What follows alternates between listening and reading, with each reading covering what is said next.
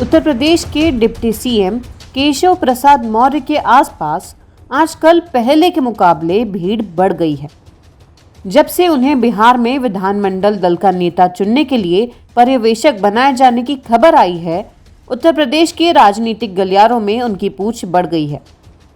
वैसे भी पिछले 8 साल से लगातार डिप्टी सीएम की पोस्ट पर हैं और केंद्र में कई पावरफुल शक्तियों के वो संपर्क में रहते हैं।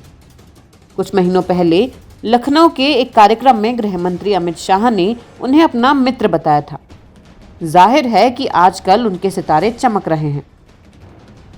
ऐसे समय में जब साफ दिख रहा है कि भारतीय जनता पार्टी अब ब्राह्मण बनियों की पार्टी से इतर ओबीसी डोमिनेंट पार्टी में बदलती जा रही है, तो यह कहना कोई अतिशयोक्ति नहीं होगा कि केशव प्रसाद मौर्य के दिन फिरने वाले हैं। हाँ, यह बात अलग हो सकती है कि वो किस तरह का होगा। क्या उत्तर प्रदेश में ही उन्हें कोई नई महत्वपूर्ण भूमिका मिलने वाली है या अब उन्हें राष्ट्रीय भूमिका में पार्टी ले जाने वाली है? आइए देखते हैं कि केशव प्रसाद मौर्य के प्रमोशन की उम्मीद क्यों बढ़ रही है। केशव प्रसाद मौर्य उत्तर प्रदेश में बीजेपी के ओबीसी चेहरा हैं। 2017 में जब विधानसभा चुनाव हुआ तो केशव उत्तर प्रदेश बीजेपी के अध्यक्ष होते थे, पर जब मुख्यमंत्री बनाने की बात आई तो योगी आदित्यनाथ को मौका मिल गया। पर उत्तर प्रदेश की योगी सरकार ने बढ़िया परफॉर्मेंस दिखाने के बावजूद 2022 में 2017 के मुकाबले पार्टी की सीटें घट गई। इतना ही नहीं, 2024 लोकसभा चुनावों में तो बीजेपी को केवल 34 सीट ही मिल सकी। इसके पीछे सबसे बड़ा कारण ओबीसी वोटों में गिरावट माना गया। जाहिर है कि 2027 में एक बार फिर बीजेपी को 2017 जैसी अपेक्षित सफलता चाहिए तो मौर्य जैसे नेता को महत्व देना होगा। भारतीय जनता पार्टी के लिए बिहार का चुनाव जीतना बहुत जरूरी था। केशव प्रसाद मौर्य को बीजेपी संगठन की ओर से बिहार चुनाव में सह प्रभारी की भूमिका दी गई थी। मौर्य ने बिहार में एनडीए की प्रचंड जीत में ओबीसी ईबीसी वोट बैंक को एकजुट करने में अहम भूमिका निभाई।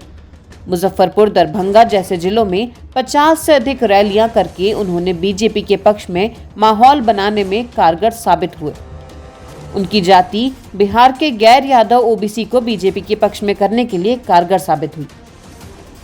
18 नवंबर 2025 को बीजेपी संसदीय बोर्ड ने मौर्य को बिहार विधायक दल का नेता चुनने के लिए पार्टी की ओर से पर्यवेक्षक बनाया था।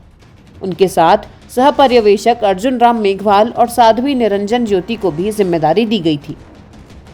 जाहिर है कि सब कुछ शांतिपूर्वक संपन्न कराकर उन्होंने अपनी जिम्मेदारी बेहतर ढंग से निभाने का सबूत दे दिया है। भारतीय जनता पार्टी में अध्यक्ष की नियुक्ति लगातार टलती जा रही है। इस दौड़ में उत्तर प्रदेश के उप मुख्यमंत्री केशव प्रसाद मौर्य का नाम प्रमुखता से उभर रहा है। ओबीसी पृष्ठभूमि के इस कद्दावर नेता को अमित शाह का करीबी माना जाता है और हालिया बिहार चुनाव में उनकी भूमिका ने उनकी राष्ट्रीय महत्वाकांक्षा को नई ऊंचाई दी है। पार्टी की ओबीसी केंद्रित रणनीति, योगी आदित्यनाथ से टकराव और राष्ट्रीय चुनावी समीकरणों के चलते यह पद उनके लिए सबसे मुफीद बन जाता है। उत्तर प्रदेश में 2022 में भाजपा की दोबारा जीत के बाद दिनेश शर्मा को डिप्टी सीएम पद से हटा दिया गया और उनकी जगह पर ब्रजेश पाठक को उप मुख्यमंत्री बनाया गया। लेकिन मौर्य अपने पद पर कायम रहे, जबकि केशव प्रसाद मौर्य को हटाने जाने का पर्याप्त कारण था। वह अपनी विधानसभा सीट सिराथू से लगभग 7000 वोट से एसपी उम्मीदवार पल्लवी पटेल से चुनाव हार गए थे। मुख्यमंत्री योगी आदित्यनाथ से लगातार विवादों के बीच चुनाव हारना और उसके बाद भी डिप्टी सीएम बनाया जाना यूं ही नहीं था। मतलब साफ था कि उन पर पार्टी के शीर्ष नेतृत्व की कृपा बरस रही है। दिल्ली में केशव प्रसाद मौर्य और गृह मंत्री अमित शाह की मुलाकात अक्सर चर्चा का विषय बन जाती है। केशव जब भी दिल्ली से वापस आते हैं, ऊर्जा से भरे नजर आते हैं। इतना ही नहीं, मौर्य आरएसएस और वीएचपी के साथ लंबे समय तक काम कर चुके हैं। उन्होंने राम मंदिर आंदोलन में भी सक्रिय भूमिका निभाई है। जाहिर है कि उनके प्रमोशन में रुकावट नाम की कोई चीज नहीं है, बस समय और मौके का इंतजार है।